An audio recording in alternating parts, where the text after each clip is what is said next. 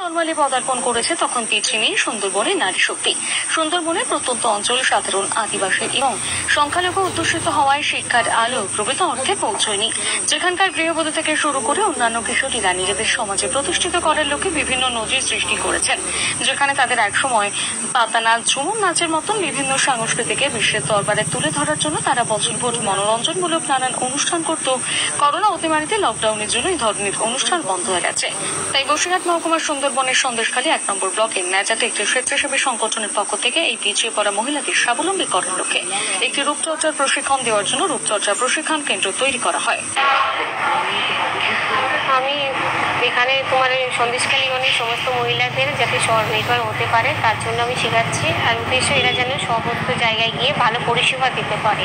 নিউট্রিশিয়ানের basic বেনিফিশিয়ার মানে এখানে facial আছে, থ্রেডিং আছে, ওয়াক্সিং আছে, ম্যানিকিওর, প্যাডিকিওর, হেয়ার স্টাইল এগুলোই আছে, স্পা, হেনা এগুলোই আছে।